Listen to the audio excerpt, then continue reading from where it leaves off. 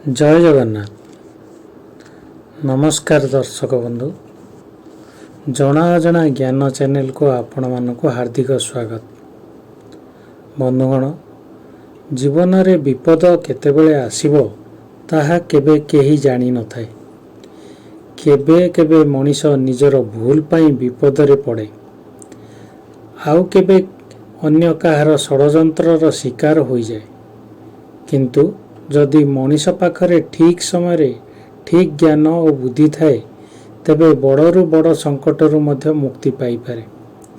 आजिर एही कहानी मध्य एपरि जने मनीषर जी स्वचक्षुरे एक गुप्त घटना देखिथिले, किंतु सेही रहस्य को प्रकाश करिया परिवर्ते चुप रहिबार निष्पत्ति नेले। परे जेतेबेले तांको जीवन रे एक बड़ संकट आसिला, सेतेबेले तांकर सेही गोटिए निष्पत्ति ही तांको मृत्युमुखरू बंचाई देला।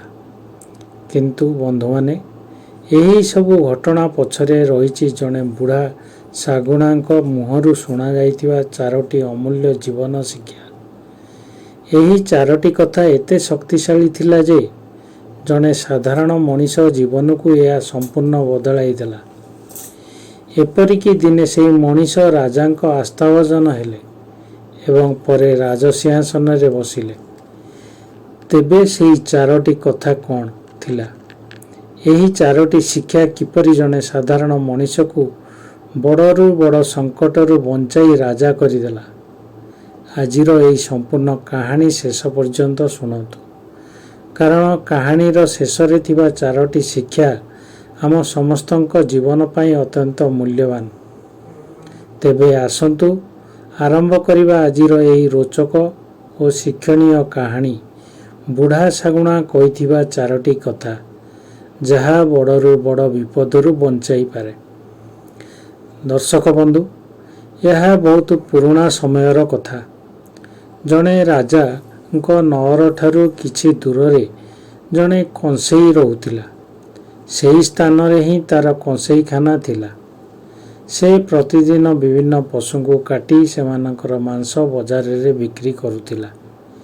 सेही कंसेई खाना पाखरे थिबा एक गछ उपरे जणे बुढ़ा सागुणा और तार स्त्री सागुणी रहुतिले। सेठारे सेमानकर बेश भलरे जीवन कटुतिला। पेट भरिया पाई सेमानंकु पर्याप्त खाद्य मिली जाउतिला। तेणु सेही सागुणा दंपति केबे भी सेही स्थान छाड़ी अन्य केउठाकू जाउनथिले। दिने सागुणी ता स्वामी को कहिला, स्वामी, आजी ठंडा बहुत अधिक पड़ुछि, राति कटिबा बहुत कष्ट हेउछि। आपण मते एपरि गोटे कहानी कहंतु जहा सुनी मते किछि ज्ञान मिलिबो एवं आमर रातिटी मध्य आराम रे कटिजिबो। निज स्त्री रो एपरि कथा सुनी बुढ़ा सागुणा कहिला, हे प्रिय, आज मु तुमको मो आखिरे देखिथिबा एपरि एक कहानी कहबी जहा अत्यंत ज्ञानवर्धक एवं प्रेरणादायक। एही कहानी रे कुआ जाइतिबा कथा गुड़िकु जदि जणे मनीष निज जीवन रे धारण करि निए तेबे निश्चित भावरे से बड़ विपदरू पड़िबारू रक्षा पाई पारिबो। आउ जदि केबे विपद रे पड़ी जाए तेबे सेही विपदरू मध्य खूब शीघ्र बाहरी आसी पारिबो। एही कहानीटी बहुत रोचक एवं जीवन पाई अनेक बड़ शिक्षा दिए थाए। तेणु तुमे मन देई सुन। बुढ़ा सागुणा कहिला, हे सागुणी, यह सेही समयर कथा जेतेबेले तुम सहित मोर विवाह होई नथिला। एही गछ उपरे मु एकुटिया रहुतिली एवं मोर आउ किछि साथी मध्य एठारे रहुतिले। सेही समय रे एठाकार राजांक ठारू मु एही कहानी सुनिथिली एवं निज आखिरे मध्य यह घटना देखिथिली। आज मु तुमको सेही कहानी ही कहबी। मनीषर भाग्य किपरि बदली जाए ताहा एही कहानी रु तुमे जानि परिबो। कौनसी एक नगरी रे उत्तम नाम रे जने युवक रहुतिले। दिने कौनसी एक काम को नहीं तार बापा सहित झगड़ा होईगला। झगड़ा एते बढ़ीगला जे उत्तम रागरे घर छाड़ी अन्य एक स्थान को चली जावाकू निष्पत्ति नेला। उत्तम भाविला ଏଠାରେ ରହିଲେ ମୋର ମନ ଶାନ୍ତ ହେବ ନାହିଁ। ତେଣୁ ଅନ୍ୟ ଏକ ନଗରକୁ ଯାଇ କିଛି କାମ କରିବି ଏବଂ ନିଜ ଜୀବନକୁ ନୂଆ ଭାବରେ ଆରମ୍ଭ କରିବି। ଏହା ଭାବନା ନେଇ ସେ ନିଜ ଘର ଛାଡ଼ି ଅନ୍ୟ ନଗର ଅଭିମୁଖେ ଯାତ୍ରା ଆରମ୍ଭ କଲା। ଯାତ୍ରା କରୁଥିବା ସମୟରେ ଉତ୍ତମଙ୍କୁ ରାସ୍ତାରେ ଜଣେ ସାଧୁ ମହାରାଜ ଦେଖାହେଲେ।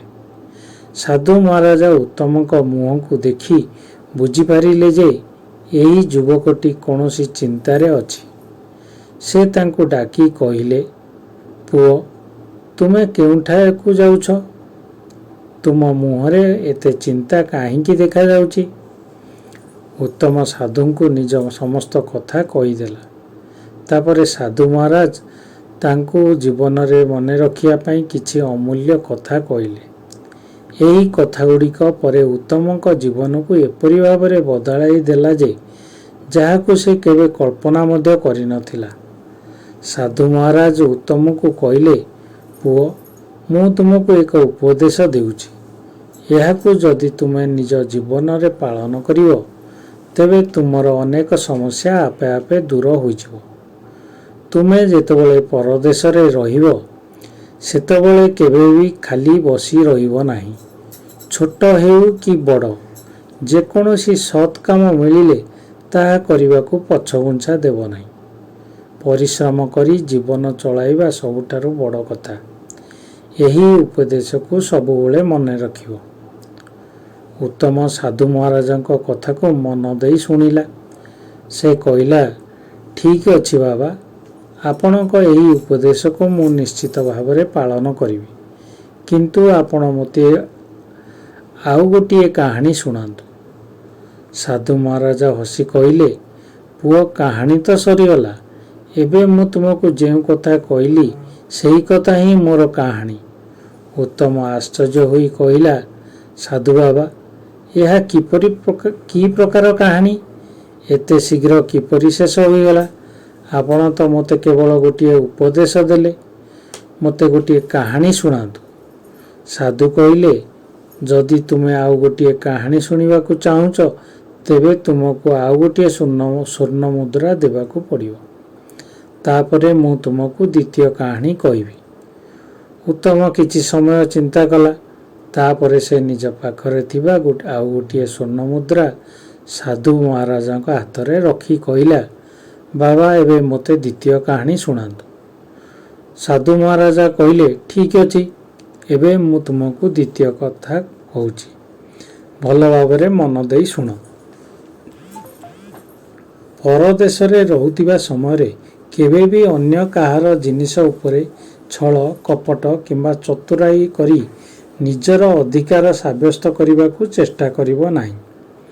ଅନ୍ୟର ଜିନିଷକୁ ସବୁବେଳେ ମାଟି ସମାନ ଭାବିବ। କେବେ ବି କାହାର ଜିନିଷ ପ୍ରତି ତୁମର ଲୋଭ ଜାଗିବାକୁ ଦେବ ନାହିଁ। ଉତ୍ତମ ମୁଣ୍ଡ ନୁଆଁଇ କହିଲା, ବାବା, ଆପଣଙ୍କ ଏହି ଉପଦେଶକୁ ମୁଁ ମୋ ଜୀବନରେ ସବୁବେଳେ ମନେ ରଖିବି। ଏହାପରେ ଉତ୍ତମ ସାଧୁ ମହାରାଜଙ୍କ ଆଉ ଗୋଟିଏ ଉପଦେଶ ମାଗିଲା। ସାଧୁ ତାଙ୍କୁ ଆଉ ଏକ ଅମୂଲ୍ୟ ଶିକ୍ଷା ଦେଲେ। ସେ କହିଲେ, ପୁଅ, ଜୀବନରେ ଯଦି କେବେ ତୁମେ କାହାର କୌଣସି ଗୁପ୍ତ ରହସ୍ୟ ଜାଣିପାର, ତେବେ ସେହି ରହସ୍ୟକୁ କେବେ ବି ତୁମେ ତୃତୀୟ ବ୍ୟକ୍ତିଙ୍କୁ କହିବ ନାହିଁ। ଅନ୍ୟର ଗୁପ୍ତ କଥାକୁ ଗୁପ୍ତ ରଖିବା ହେଉଛି ମଣିଷର ଏକ ବଡ଼ ଗୁଣ। ଯଦି ତୁମେ କାହାର ରହସ୍ୟକୁ ଅନ୍ୟକୁ କହିଦିଅ, ତେବେ ଦିନେ ସେହି ରହସ୍ୟ ତୁମ ପାଇଁ ବଡ଼ ବିପଦର କାରଣ ହୋଇପାରେ। ଉତ୍ତମ ସାଧୁଙ୍କ ଏହି ତୃତୀୟ ଉପଦେଶକୁ ମଧ୍ୟ ନିଜର ମନରେ ଦୃଢ଼ ଭାବରେ ବାନ୍ଧି ରଖିଲା। ତାପରେ ସେ ଭାବିଲା, ଏବେ ମୋ ପାଖରେ କେବଳ ଆଉ ଗୋଟିଏ ସ୍ୱର୍ଣ୍ଣ ମୁଦ୍ରା ରହିଗଲା। ଏହି ଗୋଟିଏ ମୁଦ୍ରାରେ ମୁଁ କୌଣସି ବ୍ୟବସାୟ ଆରମ୍ଭ କରିପାରିବି ନାହିଁ। ତାଠାରୁ ଭଲ ହେବ ଏହି ଟଙ୍କାରେ ସାଧୁ ବାବାଙ୍କ ଠାରୁ ଆଉ ଗୋଟିଏ ଉପଦେଶ ଶିଖିନେବି। ଏହି ଭାବନା କରି ଉତ୍ତମ ନିଜ ଶେଷ ସ୍ୱର୍ଣ୍ଣ ମୁଦ୍ରାଟି ମଧ୍ୟ ସାଧୁଙ୍କ ହାତରେ ରଖି କହିଲା, ସାଧୁ ମହାରାଜ, ଏବେ ଆପଣ ମୋତେ ଆଉ ଗୋଟିଏ ଉପଦେଶ ଦିଅନ୍ତୁ। ସାଧୁ ମହାରାଜ କହିଲେ, ଠିକ୍ ଅଛି ପୁଅ, ମୁଁ ତୁମକୁ ଚତୁର୍ଥ ଉପଦେଶ ଦେଉଛି। ଏହି ଉପଦେଶ ମଧ୍ୟ ତୁମ ଜୀବନ ପାଇଁ ଅତ୍ୟନ୍ତ ମୂଲ୍ୟବାନ। ଏହାକୁ ସବୁବେଳେ ମନେ ରଖିବ। ଏହିପରି ଭାବରେ ସାଧୁ ମହାରାଜା ଉତ୍ତମକୁ ଚତୁର୍ଥ ଉପଦେଶ ଦେବାକୁ ଆରମ୍ଭ କଲେ। ସେ କହିଲେ, ପୁତ୍ର, ଯଦି ତୁମକୁ କେବେ ରାସ୍ତାରେ କୌଣସି ଏପରି ଘଟଣା ଦେଖାଯାଏ ଯାହା ତୁମକୁ ଅଜବ କିମ୍ବା ଅସ୍ୱାଭାବିକ ଲାଗେ, ତେବେ ତୁରନ୍ତ ତାହାର ନିଷ୍ପତ୍ତି ନେବାକୁ ଯିବ ନାହିଁ। ପ୍ରଥମେ ଭଲ ଭାବରେ ଭାବିବ, ଘଟଣାଟିକୁ ବୁଝିବ ଏବଂ ତାପରେ ହିଁ କୌଣସି ପଦକ୍ଷେପ ନେବ। ଉତ୍ତମ ସାଧୁଙ୍କ ପ୍ରତ୍ୟେକ କଥାକୁ ନିଜ ଜୀବନର ଧନ ଭାବରେ ଗ୍ରହଣ କରିଥିଲା। ସେ ଭାବିଲା, ମୋ ପାଖରେ ଥିବା ଟଙ୍କା ସରିଗଲା ସତ, କିନ୍ତୁ ଏହି ଉପଦେଶ ଗୁଡ଼ିକ ମୋ ସହିତ ସବୁବେଳେ ରହିବ। ଏଗୁଡ଼ିକ ହୁଏତ ଦିନେ ମୋ ଜୀବନ ବଦଳାଇ ଦେବ। ଏହାପରେ ଉତ୍ତମ ସାଧୁ ମହାରାଜଙ୍କୁ ପ୍ରଣାମ କରି ସେଠାରୁ ବିଦାୟ ନେଲା। ତାର ମନରେ ସାଧୁଙ୍କ ସମସ୍ତ ଉପଦେଶ ଘୂରିବାକୁ ଲାଗିଲା। ସେ ଭାବିଲା, ମୋ ପାଖରେ ଏବେ ଆଉ କୌଣସି ଟଙ୍କା ନାହିଁ। ଉପଦେଶକୁ ଯାଇ ମୁଁ କ'ଣ କରିବି? ପରଦେଶକୁ ଯାଇ ମୁଁ କ'ଣ କରିବି? କ'ଣ ଖାଇବି? କିପରି ନିଜର ଜୀବନ ଚଳାଇବି? ବ୍ୟବସାୟ ଆରମ୍ଭ କରିବା ପାଇଁ ମଧ୍ୟ ମୋ ପାଖରେ ଧନ ନାହିଁ। ଏହିସବୁ କଥା ଭାବୁ ଭାବୁ ଉତ୍ତମ ଏକ ନଗରରେ ପହଞ୍ଚିଗଲା। ନଗରରେ ପହଞ୍ଚିବା ପରେ ସେ ଚାକିରି ଖୋଜିବାକୁ ଲାଗିଲା। କାରଣ ତା ପାଖରେ ଟଙ୍କା ନଥିଲା। ସେ ଭାବୁଥିଲା, ସାଧୁବାବା ମଧ୍ୟ କହିଛନ୍ତି ଯେ ପରଦେଶରେ କେବେ ଖାଲି ବସିବା ଉଚିତ ନୁହେଁ। ଛୋଟ ହେଉ କି ବଡ଼, ଯେଉଁ କାମ ମିଳିବ ସେହି କାମ କରିବା ଉଚିତ। ଏହି ଭାବନା ନେଇ ଉତ୍ତମ ନଗରରେ ଏଠି ସେଠି ଚାକିରି ବିଷୟରେ ପଚାରି ବୁଲୁଥିଲା। ଏହି ସମୟରେ ତାର ଜଣେ ରାଜ କର୍ମଚାରୀଙ୍କ ସହିତ ଦେଖାହେଲା। ସେ ରାଜାଙ୍କ ଘୋଡ଼ାଶାଳରେ କାମ କରୁଥିଲା। ତାର ନାମ ଥିଲା ଅନଙ୍ଗପାଳ। ଅନଙ୍ଗପାଳ ରାଜାଙ୍କ ଘୋଡ଼ାଶାଳରେ ରହି ରାଜାଙ୍କ ଘୋଡ଼ାମାନଙ୍କର ଯତ୍ନ ନେଉଥିଲା।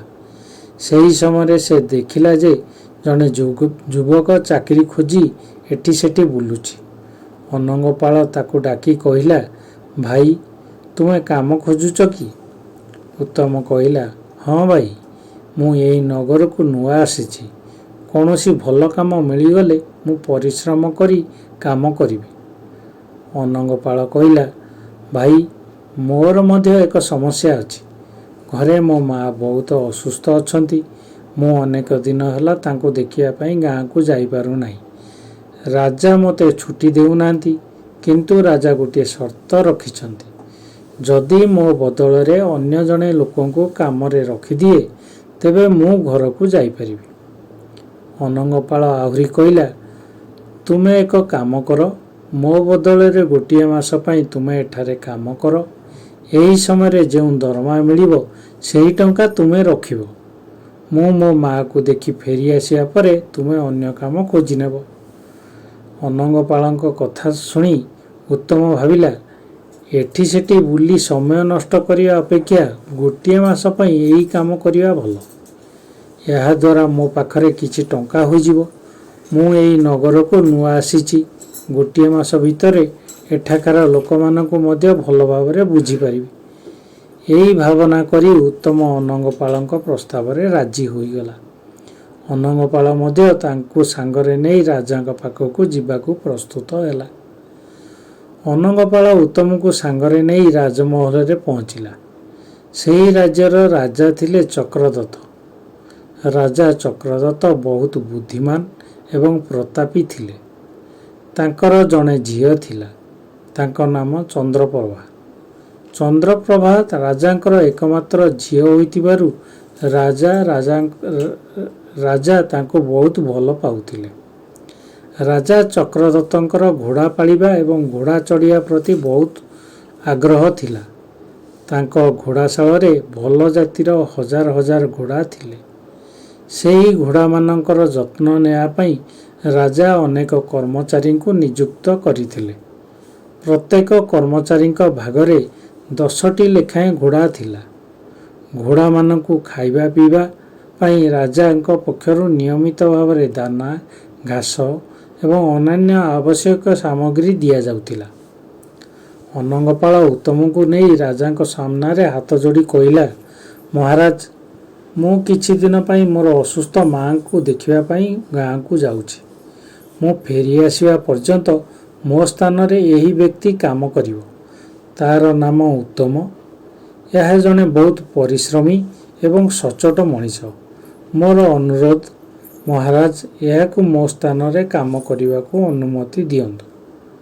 ରାଜା ଚକ୍ରଦତ୍ତ କହିଲେ, ଅନଙ୍ଗପାଳ, ଏଥିପାଇଁ ମୋ ଅନୁମତି ନେବାର ଏତେ ଚିନ୍ତା କାହିଁକି? ଯଦି ଏହି ବ୍ୟକ୍ତି ତୁମର ବିଶ୍ୱାସଯୋଗ୍ୟ, ତେବେ ତାକୁ ନେଇଯାଅ ଏବଂ ତୁମର କାମ ବୁଝାଇ ଦିଅ। ତୁମେ ଯାଇ ତୁମ ମାଆଙ୍କୁ ଦେଖି ଆସ। କିନ୍ତୁ ମନେ ରଖ, ଆମ ଘୋଡ଼ାମାନଙ୍କର ଯତ୍ନରେ ସାମାନ୍ୟତମ ଅବହେଳା ମଧ୍ୟ ହେବା ଉଚିତ ନୁହେଁ। ଏହା ଶୁଣି ଅନଙ୍ଗପାଳ ରାଜାଙ୍କୁ ପ୍ରଣାମ କଲା। ଉତ୍ତମ ମଧ୍ୟ ରାଜାଙ୍କୁ ପ୍ରଣାମ କରି ଅନଙ୍ଗପାଳଙ୍କ ସହିତ ଘୋଡ଼ାଶାଳ ଆଡ଼କୁ ଚାଲିଲା। ଉତ୍ତମ ଜାଣିଥିଲା ଯେ ଏହି ଛୋଟ ଚାକିରିଟି ତା ଜୀବନକୁ କେତେ ବଡ଼ ମୋଡ଼ ଦେବାକୁ ଯାଉଛି। ସାଧୁ ମହାରାଜଙ୍କ ଦିଆଯାଇଥିବା ଉପଦେଶ ଗୁଡ଼ିକ ଖୁବ୍ ଶୀଘ୍ର ତା ଜୀବନରେ ପରୀକ୍ଷା ହେବାକୁ ଯାଉଥିଲା। ଅନଙ୍ଗପାଳ ଉତ୍ତମକୁ ନେଇ ଘୋଡ଼ାଶାଳରେ ପହଞ୍ଚିଲା। ସେଠାରେ ହଜାର ହଜାର ଘୋଡ଼ା ବନ୍ଧା ହୋଇଥିଲେ। ଅନଙ୍ଗପାଳ ଉତ୍ତମକୁ କହିଲା, ଦେଖ ଉତ୍ତମ, ରାଜା ମୋ ଭାଗରେ 10ଟି ଘୋଡ଼ା ଦେଇଛନ୍ତି। ଏହି 10ଟି ଘୋଡ଼ାର ଯତ୍ନ ତୁମକୁ ନେବାକୁ ପଡ଼ିବ। ସେମାନଙ୍କୁ ଠିକ୍ ସମୟରେ ଦାନା ଖୁଆଇବା, ଘାସ ଦେବା, ନିୟମିତ ଭାବରେ ମାଲିସ କରିବା ତୁମର ଦାୟିତ୍ୱ। ଉତ୍ତମ କହିଲା, ଠିକ୍ ଅଛି ବନ୍ଧୁ, ମୁଁ ଏହି କାମକୁ ବହୁତ ନିଷ୍ଠାର ସହିତ କରିବି। ଏହାପରେ ଅନଙ୍ଗପାଳ ଉତ୍ତମକୁ ତାର ରହିବା ଘରଟି ମଧ୍ୟ ଦେଖାଇଦେଲା। ସେ କହିଲା, ଆଜିଠାରୁ ତୁମେ ଏହି ଘରେ ରହିବ। ଏହିପରି ଭାବରେ ଉତ୍ତମକୁ ଦାୟିତ୍ୱ ବୁଝାଇ ଅନଙ୍ଗପାଳ ନିଜ ନଗରକୁ ଚାଲିଗଲା। ଅନଙ୍ଗପାଳ ଚାଲିଯିବା ପରେ ଉତ୍ତମ ନିଜ କାମରେ ଲାଗିଗଲା। ସେ ପ୍ରତିଦିନ ସକାଳୁ ଉଠି ଘୋଡ଼ାମାନଙ୍କର ଯତ୍ନ ନେଉଥିଲା। ଉତ୍ତମ ନିଜ କାମରେ କୌଣସି ପ୍ରକାରର ଅବହେଳା କରୁନଥିଲା। ସାଧୁ ମହାରାଜ ତାକୁ କହିଥିବା ପ୍ରଥମ ଉପଦେଶ, ପରଦେଶରେ କେବେ ଖାଲି ବସିବ ନାହିଁ, ଯେକୌଣସି ସତ୍ କାମକୁ ନିଷ୍ଠାର ସହିତ କରିବ, ଏହି କଥା ସେ ମନେ ରଖିଥିଲା। କିଛି ଦିନ ପରେ ଉତ୍ତମ ଲକ୍ଷ୍ୟ କଲା ଯେ ଘୋଡ଼ାଶାଳରେ କାମ କରୁଥିବା ଅନ୍ୟ କେତେକ କର୍ମଚାରୀ ନିଜ ନିଜ ଦାୟିତ୍ୱକୁ ଠିକ୍ ଭାବରେ ପାଳନ କରୁନାହାନ୍ତି। ସେମାନେ ଘୋଡ଼ାମାନଙ୍କୁ ଦିଆଯାଉଥିବା ଦାନାରେ ମଧ୍ୟ ଅନିୟମିତତା କରୁଥିଲେ। ଦିନେ ଉତ୍ତମ ଦେଖିଲା କେତେ କର୍ମଚାରୀ ଏକାଠି ବସି ମଦ୍ୟପାନ କରୁଛନ୍ତି। ଉତ୍ତମ ସେମାନଙ୍କ ପାଖକୁ ଯାଇ କହିଲା, ଭାଇମାନେ, ତୁମେ ଏପର୍ଯ୍ୟନ୍ତ ନିଜ ନିଜ ଘୋଡ଼ାମାନଙ୍କୁ ଦାନା ଦେଇନାହ, ଆଉ ଏଠାରେ ବସି ମଦ୍ୟପାନ କରୁଛ। ସେହି କର୍ମଚାରୀମାନେ କହିଲେ, ଆରେ ଭାଇ, ଆମେ କେବେ ବି ନିଜ କାମ ଶେଷ ନ କରିକି ଏଠାରେ ବସି ମଦ୍ୟପାନ କରୁନାହୁଁ। ଆମେ ଆମ ଘୋଡ଼ାମାନଙ୍କୁ ଖାଦ୍ୟ ଦେଇସାରିଛୁ। ସେହି କାମ ସାରିବା ପରେ ହିଁ ଏଠାରେ ବସିଛୁ। କିନ୍ତୁ ଉତ୍ତମ ଦେଖିଲା ଯେ ରାଜାଙ୍କ ପକ୍ଷରୁ ଘୋଡ଼ାମାନଙ୍କୁ ଦିଆଯାଉଥିବା ଚଣା ଏବେ ମଧ୍ୟ ସେମାନଙ୍କ ପାଖରେ ପଡ଼ି ରହିଛି। ଉତ୍ତମ କହିଲା, ତୁମେ କାହିଁକି ମିଛ କହୁଛ? ତୁମ ପାଖରେ ଏବେ ମଧ୍ୟ ଏତେ ଚଣା ପଡ଼ି ରହିଛି। ତାହେଲେ ତୁମେ କିପରି କହୁଛ ଯେ ଘୋଡ଼ାମାନଙ୍କୁ ଦାନା ଦେଇସାରିଛି? ସେମାନଙ୍କ ମଧ୍ୟରୁ ଜଣେ କହିଲା, ଭାଇ, ଆମ ପାଖରେ ଯେଉଁ ଚଣା ପଡ଼ିଛି ସେଗୁଡ଼ିକ ଘୋଡ଼ାମାନଙ୍କୁ ଖୁଆଇବା ପାଇଁ ନୁହେଁ। ଆମେ ଏଗୁଡ଼ିକୁ ବଜାରରେ ବିକ୍ରି କରି ନିଜର ମଦ୍ୟପାନର ବ୍ୟବସ୍ଥା କରୁଛୁ। ଉତ୍ତମ ଆଶ୍ଚର୍ଯ୍ୟ ହୋଇ ପଚାରିଲା, ତାହେଲେ ତୁମେମାନେ ଘୋଡ଼ାମାନଙ୍କୁ କ'ଣ ଖୁଆଉଛ? କର୍ମଚାରୀମାନେ କହିଲେ, ରାଜା ଆମକୁ ପ୍ରତିଦିନ ଘୋଡ଼ାମାନଙ୍କୁ 20 କିଲୋ ଚଣା ଦିଅନ୍ତି। ଆମେ ସେଥିରୁ କେବଳ 5 କିଲୋ ଚଣା ଘୋଡ଼ାମାନଙ୍କୁ ଖୁଆଉଛୁ। ବାକି 15 କିଲୋ ଚଣା ବଜାରରେ ବିକ୍ରି କରିଦେଉଛୁ ଏବଂ ସେହି ଟଙ୍କାରେ ଆମେ ନିଶା ପାଣିର ବ୍ୟବସ୍ଥା କରୁଛୁ। ଏହା ଶୁଣି ଉତ୍ତମଙ୍କୁ ସେମାନଙ୍କର ଏପରି ବ୍ୟବହାର ଆଦୌ ଭଲ ଲାଗିଲା ନାହିଁ। ସେ ମନେ ମନେ ଭାବିଲା, ଏମାନେ ରାଜାଙ୍କ ସହିତ ଧୋକା କରୁଛନ୍ତି। ଏହି ନିରୀହ ଘୋଡ଼ାମାନଙ୍କ ସହିତ ମଧ୍ୟ ଅନ୍ୟାୟ କରୁଛନ୍ତି। ନିଜ ପେଟ ଭରିବା ଏବଂ ନିଶା କରିବା ପାଇଁ ଏମାନେ ଘୋଡ଼ାମାନଙ୍କୁ ଭୋକରେ ରଖୁଛନ୍ତି। ଉତ୍ତମ ସେମାନଙ୍କୁ କହିଲା, ତୁମେ ଏପରି କରିବା ଠିକ୍ ନୁହେଁ। ରାଜା ଯେଉଁ ଖାଦ୍ୟ ଘୋଡ଼ାମାନଙ୍କ ପାଇଁ ଦେଉଛନ୍ତି, ତାହା ଘୋଡ଼ାମାନଙ୍କୁ ହିଁ ଦେବା ଦରକାର। ସେମାନେ ହସି କହିଲେ, ଭାଇ, ପେଟ ଭରିବା ପାଇଁ ଏସବୁ କରିବାକୁ ପଡ଼େ। ରାଜାଙ୍କ ଠାରୁ ଯେଉଁ ଦରମା ମିଳୁଛି ସେଥିରେ ଆମର ଠିକ୍ ଭାବରେ ଗୁଜୁରାଣ ମେଣ୍ଟୁ ନାହିଁ। ତେଣୁ ଏମିତି ନ କଲେ ଆମେ କିପରି ଚଳିବୁ? ଉତ୍ତମ ସେମାନଙ୍କ କଥା ଶୁଣି ଆଉ କିଛି କହିଲା ନାହିଁ। ସେ ନିଜ କାମରେ ଆହୁରି ଅଧିକ ମନ ଦେଲା।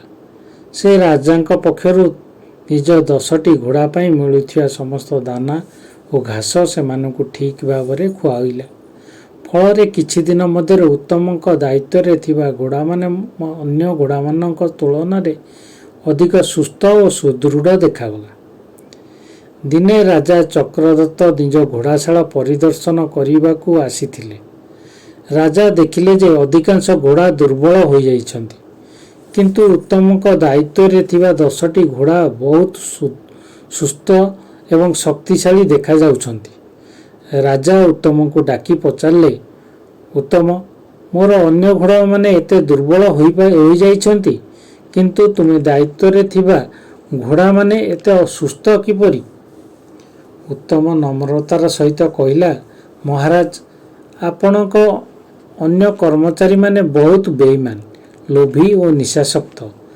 ଆପଣ ପ୍ରତିଦିନ ଘୋଡ଼ାମାନଙ୍କ ପାଇଁ 20 କିଲୋ ଚଣା ଦିଅନ୍ତୁ, କିନ୍ତୁ ସେମାନେ କେବଳ 5 କିଲୋ ଚଣା ଘୋଡ଼ାମାନଙ୍କୁ ଖୁଆଉଛନ୍ତି ଏବଂ ବାକି 15 କିଲୋ ଚଣା ବଜାରରେ ବିକ୍ରି କରି ମଦ୍ୟପାନ ପାଇଁ ଟଙ୍କା ଯୋଗାଡ଼ କରନ୍ତି।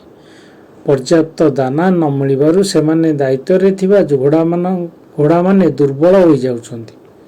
କିନ୍ତୁ ମହାରାଜ, ମୁଁ ଆପଣଙ୍କୁ ଦେଇଥିବା ସମସ୍ତ ଖାଦ୍ୟକୁ ସଚ୍ଚୋଟ ଭାବରେ ଘୋଡ଼ାମାନଙ୍କୁ ଖୁଆଯାଉଛି। ତେଣୁ ମୋ ଦାୟିତ୍ୱରେ ଥିବା ଘୋଡ଼ାମାନେ ସୁସ୍ଥ ଅଛନ୍ତି। ଉତ୍ତମ କଥା ଶୁଣି ରାଜା ଚକ୍ରଦତ୍ତ ବହୁତ କ୍ରୋଧିତ ହେଲେ।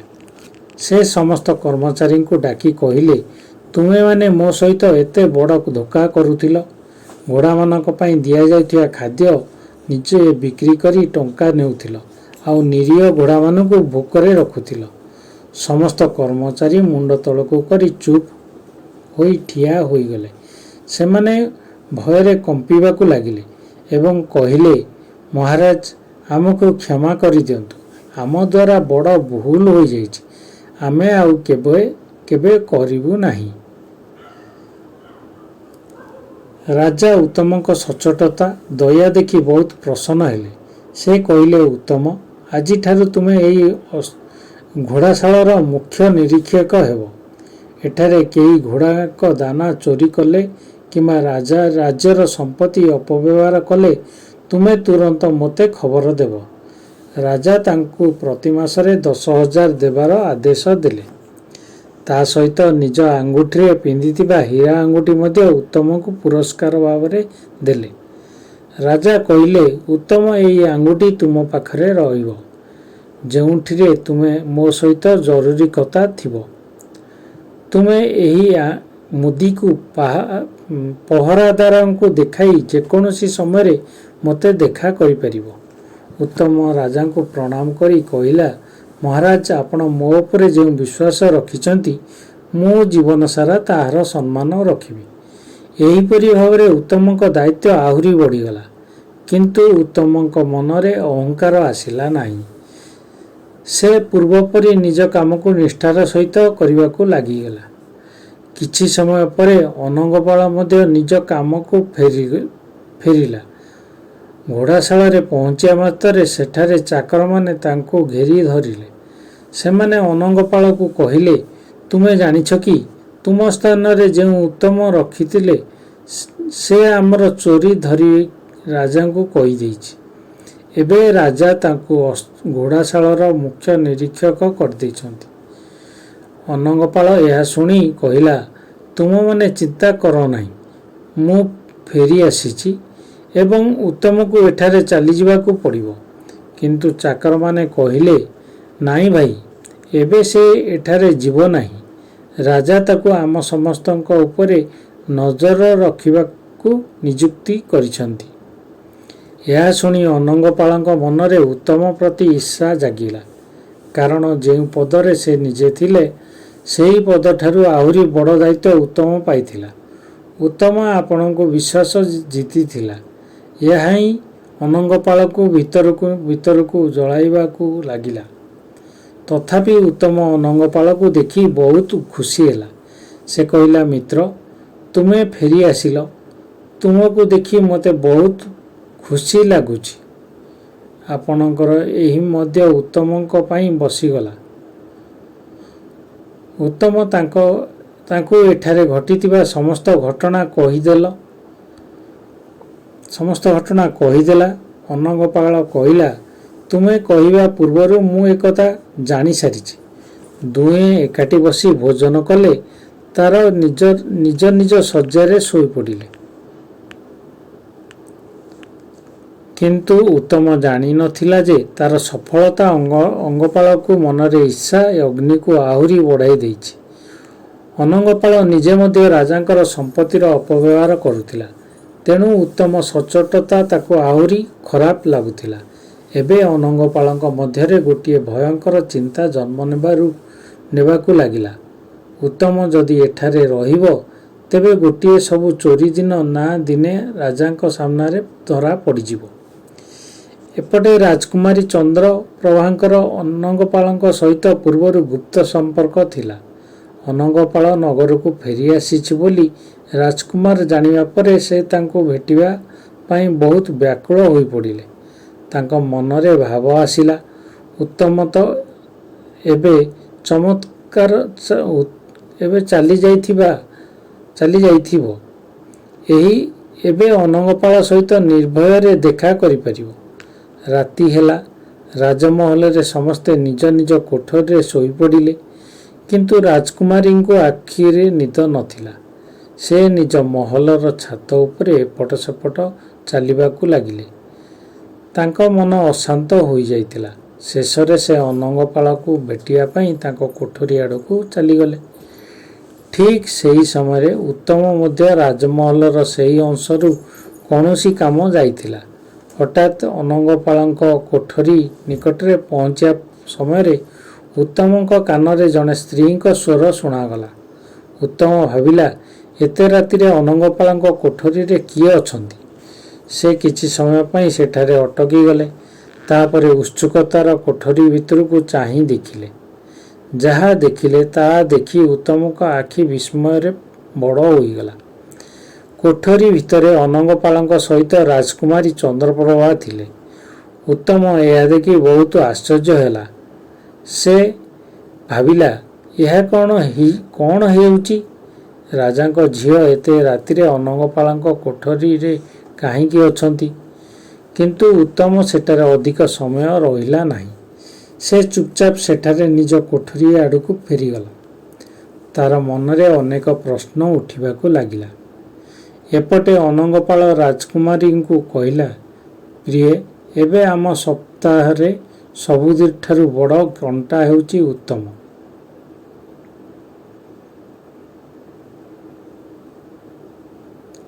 ସେ ଯଦି ଆମ ଏହି ସମ୍ପର୍କ ବିଷୟରେ ରାଜାଙ୍କୁ କହିଦିଏ, ତେବେ ଆମେ ଦୁହେଁ ବଡ଼ ବିପଦରେ ପଡ଼ିଯିବୁ।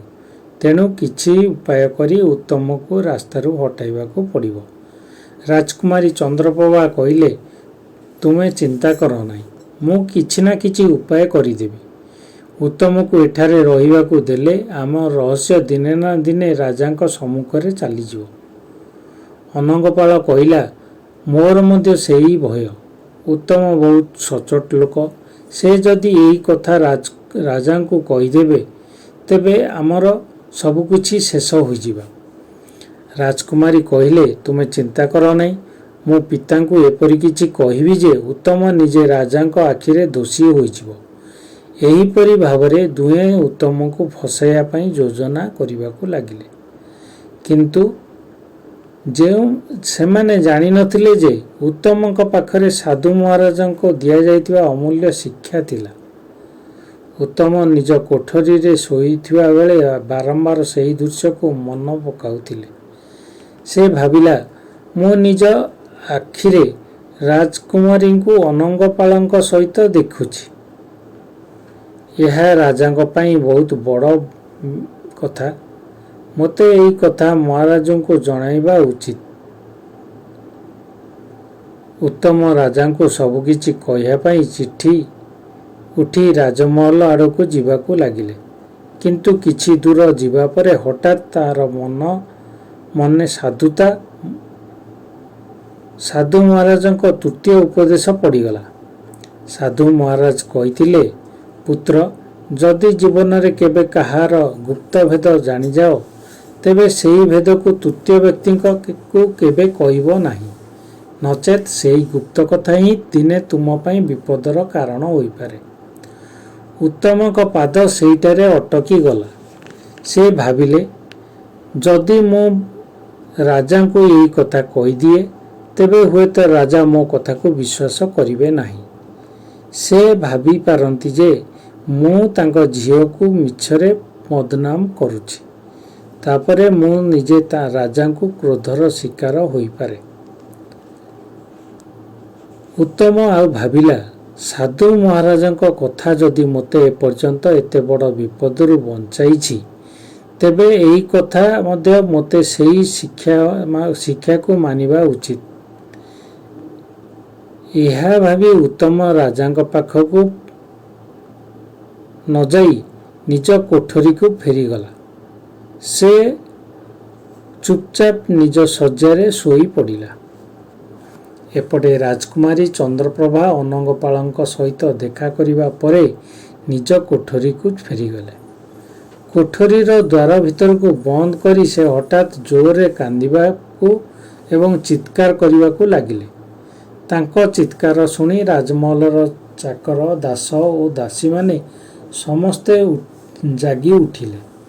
ତୁରନ୍ତ ରାଜା ଚକ୍ରଦତ୍ତଙ୍କୁ ଏହି ଖବର ଦିଆଗଲା। ରାଜା ଦୌଡ଼ି ଅନନ୍ତପୁରରେ ପହଞ୍ଚି ନିଜ ଝିଅକୁ ପଚାରିଲେ, ଝିଅ, କ'ଣ ହେଲା? ତୁମେ କାହିଁକି ଏପରି କାନ୍ଦୁଛ? କିଏ ତୁମକୁ କଷ୍ଟ ଦେଇଛି? ରାଜକୁମାରୀ ଚନ୍ଦ୍ରପ୍ରଭା ଅନଙ୍ଗପାଳଙ୍କ କହିବା କଥା ଅନୁସାରେ ଏହି ମିଛ କାହାଣୀ ରଚିଲେ। ସେ କାନ୍ଦି କାନ୍ଦି ରାଜାଙ୍କୁ କହିଲେ, ପିତାଜୀ, ଆପଣ ଯେଉଁ ନୂଆ ଚାକରକୁ ଚାକିରିରେ ରଖିଛନ୍ତି, ସେହି ଉତ୍ତମ ରାତିରେ ମୋ କୋଠରୀକୁ ଆସିଥିଲା। ସେ ମୋ ସହିତ ଅନୁଚିତ ବ୍ୟବହାର କରିବାକୁ ଚେଷ୍ଟା କଲା। ମୁଁ ଚିତ୍କାର କରିବାରୁ ସେ ଝରକା ବାଟେ ପଳାଇ ଗଲା। ରାଜକୁମାରୀ ଆହୁରି କହିଲେ, ଆପଣ ତାକୁ ଯେଉଁ ମୁଦି ଦେଇଥିଲେ, ସେହି ମୁଦିର ଅଧିକାର ଅପବ୍ୟବହାର କରି ସେ ମୋ କୋଠରୀ ପର୍ଯ୍ୟନ୍ତ ପହଞ୍ଚିଥିଲା। ପିତାଜୀ, ମୁଁ ତାଙ୍କୁ ଆପଣଙ୍କ ଝିଅ ହୋଇ କ୍ଷମା କରିପାରିବି ନାହିଁ। ଆପଣ ତାକୁ କଠୋର ଦଣ୍ଡ ଦିଅନ୍ତୁ। ରାଜା ଚକ୍ରଦତ୍ତ ନିଜ ଝିଅର କଥା ଶୁଣି ଅତ୍ୟନ୍ତ କ୍ରୋଧିତ ହୋଇଗଲେ। ସେ ତୁରନ୍ତ ନିଜ ସୈନିକଙ୍କୁ ଡାକି କହିଲେ, ଉତ୍ତମକୁ ତୁରନ୍ତ ଧରି ଆଣ, ତାକୁ ମୋ ସାମ୍ନାରେ ହାଜର କର। ସୈନିକମାନେ ଉତ୍ତମକୁ ଧରି ରାଜାଙ୍କ ସାମ୍ନାକୁ ନେଇ ଆସିଲେ। ରାଜା କ୍ରୋଧରେ କହିଲେ, ଉତ୍ତମ, ତୁମେ ମୋ ଝିଅର କୋଠରୀକୁ ରାତିରେ କାହିଁକି ଯାଇଥିଲ? ତୁମେ ତା ସହିତ ଅନୁଚିତ ବ୍ୟବହାର କରିବାକୁ କାହିଁକି ଚେଷ୍ଟା କଲ? ଉତ୍ତମ ରାଜାଙ୍କ କଥା ଶୁଣି ହତବାକ ହୋଇଗଲା। ସେ କହିଲା, ମହାରାଜ, ମୁଁ ଏପରି କୌଣସି କାମ କରିନାହିଁ। ମୁଁ ନିର୍ଦ୍ଦୋଷ। ମୋତେ ଏହି ଅଭିଯୋଗରେ ଫସାଯାଇଛି। କିନ୍ତୁ ରାଜା ତା କଥା ଶୁଣିବାକୁ ପ୍ରସ୍ତୁତ ନଥିଲେ। ସେ ଅତ୍ୟନ୍ତ କ୍ରୋଧରେ ଉତ୍ତମକୁ କଠୋର ଦଣ୍ଡ ଦେବାକୁ ଆଦେଶ ଦେଲେ। ଉତ୍ତମକୁ ଯେତେବେଳେ ନେଇଯାଇଥିଲେ, ଯେତେବେଳେ ତା ମନକୁ ହଠାତ୍ ସାଧୁ ମହାରାଜଙ୍କ ଚତୁର୍ଥ ଉପଦେଶ ମଧ୍ୟ ପଡ଼ିଗଲା। ରାସ୍ତାରେ କୌଣସି ଅଜବ କିମ୍ବା ଅସ୍ୱାଭାବିକ ଘଟଣା ଦେଖିଲେ ତୁରନ୍ତ ତାର ନିଶ୍ଚିତ ନେବ ନାହିଁ।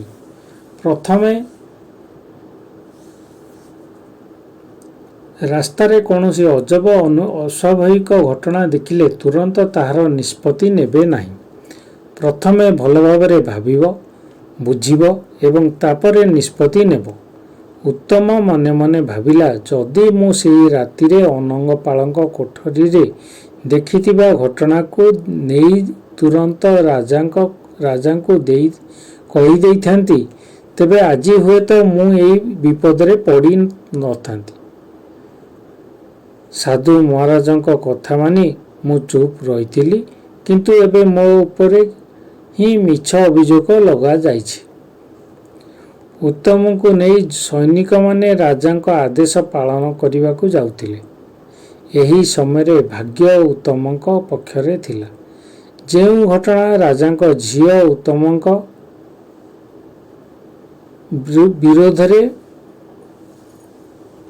ରଚିଥିଲେ, ସେହି ଚକ୍ରାନ୍ତ ଧୀରେ ଧୀରେ ତାଙ୍କ ନିଜ ଉପରେ ହିଁ ଫେରିବାକୁ ଲାଗିଲା।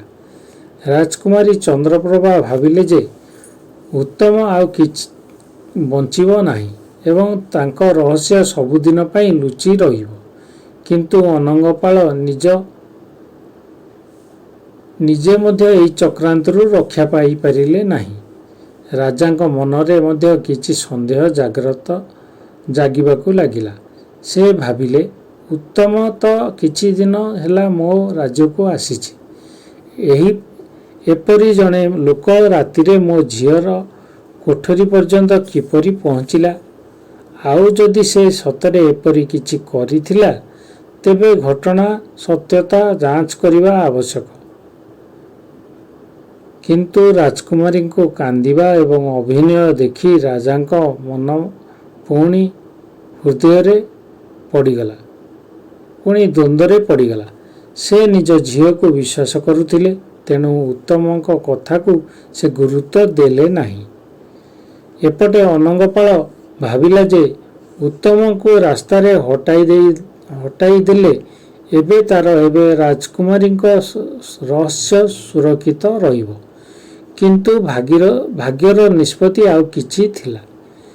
କିଛି ସମୟ ପରେ ଏପରି ଏକ ଘଟଣା ଘଟିଲା, ଯାହା ରାଜାଙ୍କ ସମ୍ମୁଖରେ ସମସ୍ତ ସତ୍ୟକୁ ଆଣିଦେଲା। ରାଜକୁମାରୀ ଚନ୍ଦ୍ରପ୍ରଭାଙ୍କ ମୁଖ ଏପରି କିଛି କଥା ବାହାରିଗଲା, ଯାହା ପୁଣି ରାଜାଙ୍କ ଆଖିରେ ଖେଳିଗଲା। ରାଜା ଚକ୍ରଦତ୍ତ ବୁଝିଗଲେ ଯେ ଉତ୍ତମ ନିର୍ଦ୍ଦୋଷ ଏବଂ ତାଙ୍କ ଝିଅ ମିଛ ଅଭିଯୋଗ ଲଗାଇଛନ୍ତି। ରାଜା ନିଜ ଝିଅକୁ କଠୋର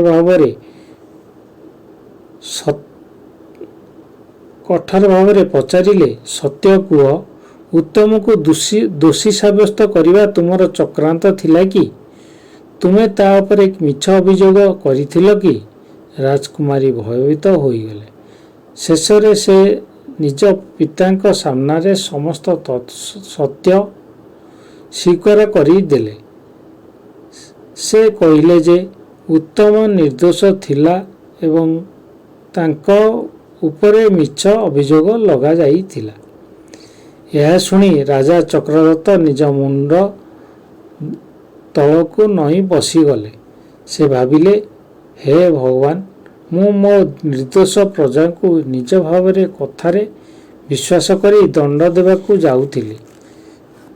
ଯଦି ମୁଁ ସତ୍ୟ ନ ଜାଣି ନିଷ୍ପତ୍ତି ନେଇଥାନ୍ତି, ତେବେ କେତେ ବଡ଼ ଅନ୍ୟାୟ ହୋଇଥାନ୍ତା। ରାଜାଙ୍କୁ ଏବେ ଉତ୍ତମଙ୍କ କଥା ମନେ ପଡ଼ିଲା। ସେ ବୁଝିଗଲେ ଯେ ଉତ୍ତମ ନିଜକୁ ବଞ୍ଚାଇବା ପାଇଁ ମିଛ କହୁନଥିଲା, ତାର କଥାରେ ସତ୍ୟ ଥିଲା। ରାଜା ତୁରନ୍ତ ଆଦେଶ ଦେଲେ ଯେ ଉତ୍ତମକୁ ଆଉ କୌଣସି ଦଣ୍ଡ ଦିଆଯିବ ନାହିଁ। ତାଙ୍କୁ ସମ୍ମାନର ସହିତ ରାଜମହଲକୁ ନେଇ ଆସ ଯାଇ। ଉତ୍ତମ ରାଜାଙ୍କ ସାମ୍ନାରେ ଆସିବା ପରେ ରାଜା ତାଙ୍କୁ କହିଲେ, ଉତ୍ତମ, ମୋତେ କ୍ଷମା କର। ମୁଁ ତୁମ ଉପରେ ମିଛ ଅଭିଯୋଗ ଓ ବିଶ୍ୱାସ କରିଥିଲି। ତୁମେ ନିର୍ଦ୍ଦୋଷ ଥିଲ। ଆଜି ମୁଁ ବୁଝିପାରିଲି ଯେ ସତ୍ୟକୁ ଜାଣିବା ପୂର୍ବରୁ କୌଣସି ନିଷ୍ପତ୍ତି ନେବା କେତେ ବଡ଼ ଭୁଲ। ଉତ୍ତମ ରାଜାଙ୍କୁ ପ୍ରଣାମ କରି କହିଲା, ମହାରାଜ, ମୋର କୌଣସି ଅଭିଯୋଗ ନାହିଁ। ମୋତେ ଯେଉଁ ଶିକ୍ଷା ମିଳିଛି, ସେହି ଶିକ୍ଷା ମୋ ଜୀବନର ସବୁଠାରୁ ବଡ଼ ସମ୍ପତ୍ତି। ଏହି ଘଟଣାରେ ରାଜା ଚକ୍ରଦତ୍ତଙ୍କ ମନରେ ଉତ୍ତମଙ୍କ ପ୍ରତି ସମ୍ମାନ ଆହୁରି ବଢ଼ିଥିଲା। ସେ ଭାବିଲେ, ଏପରି ଯୁବକ କେବଳ ପରିଶ୍ରମୀ ନୁହେଁ, ସେ ସଚ୍ଚୋଟ, ଧୈର୍ଯ୍ୟଶୀଳ ଏବଂ ବିବେକୀ ମଧ୍ୟ। ଏପରି ଜଣେ ମଣିଷକୁ ରାଜ୍ୟରେ ନିଶ୍ଚିତ ଭାବରେ ସମ୍ମାନ ଦେବା ଉଚିତ। ଏହିପରି ଭାବରେ ଉତ୍ତମ ଏକ ବଡ଼ ବିପଦରୁ ବଞ୍ଚିଗଲା। ସେହି ସମୟରେ ତାର ମନରେ ପୁଣି ସେହି ସାଧୁ ମହାରାଜଙ୍କ କଥା ଆସିଲା।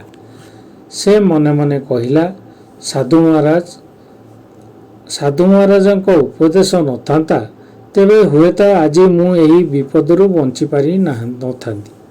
ତେଣୁ କଥାର ମୂଲ୍ୟ ଏବେ ମୁଁ ବୁଝିପାରୁଛି। କିନ୍ତୁ ଉତ୍ତମଙ୍କ ଜୀବନରେ ଏହା ଶେଷ ପରୀକ୍ଷା ନଥିଲା।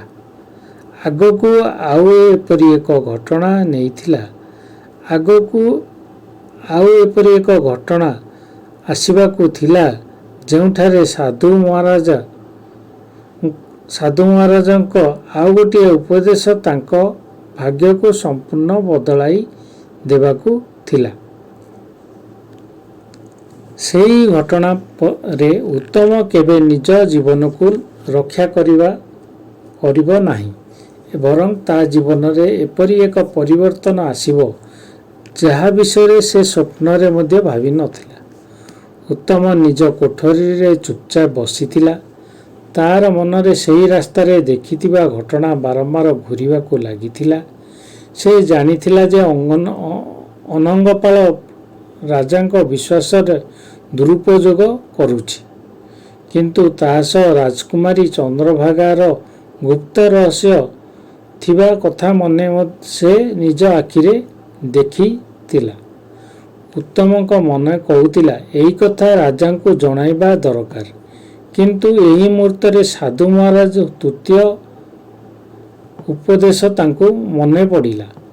କାହାର ଗୁପ୍ତ ରହସ୍ୟ ଜାଣିଲେ ତାହାକୁ ତୃତୀୟ ବ୍ୟକ୍ତିଙ୍କୁ କହିବା ଉଚିତ ନୁହେଁ। ଉତ୍ତମ ଭାବିଲା, ଯଦି ମୁଁ ରାଜାଙ୍କୁ ଏହି କଥା କହିଦିଏ ଏବଂ ରାଜା ମୋ କଥାକୁ ବିଶ୍ୱାସ ନ କରନ୍ତି ତେବେ ମୁଁ ନିଜର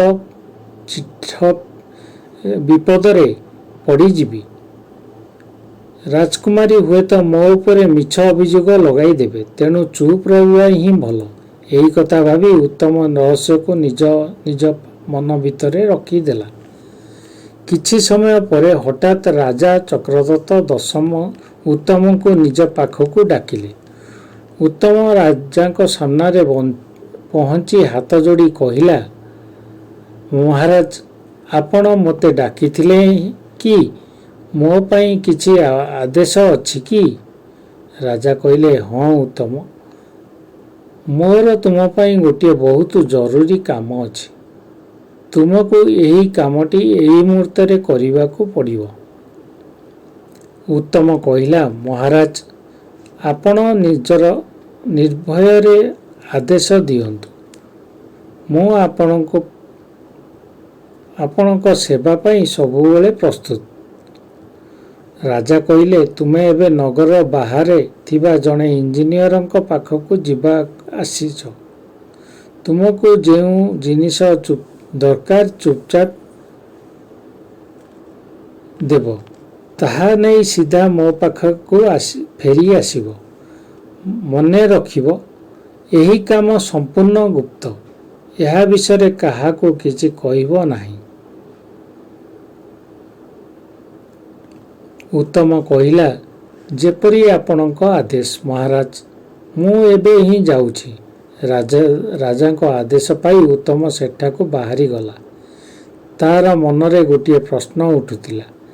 ରାଜାଙ୍କର ଏପରି କ'ଣ ଜରୁରୀ କାମ ଆସିଲା ଯେ ମୋତେ କଂସେଇ ପାଖକୁ ପଠାଇଲେ?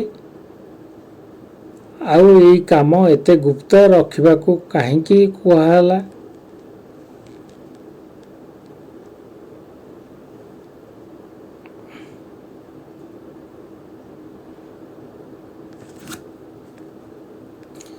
କିନ୍ତୁ ଉତ୍ତମ ଅଧିକ ଚିନ୍ତା ନ କରି ନିଜକୁ ବୁଝାଇଲା, ରାଜା ମୋତେ ବିଶ୍ୱାସ କରି ଏତେ ଗୁପ୍ତ ଦାୟିତ୍ୱ ଦେଇଛନ୍ତି। ଏହା ମୋ ପାଇଁ ଗର୍ବର କଥା। ତେଣୁ ମୋତେ ଏହି କାମକୁ ସଚ୍ଚୋଟ ଭାବରେ ପୂରଣ କରିବାକୁ ପଡ଼ିବ। ଉତ୍ତମ ନଗରରୁ ବାହାରି ଯାଉଥିଲା। କିଛି ଦୂର ଯିବା ପରେ ତାର ଆଖିରେ ଗୋଟିଏ କୁଟିଆ ପଡ଼ିଲା।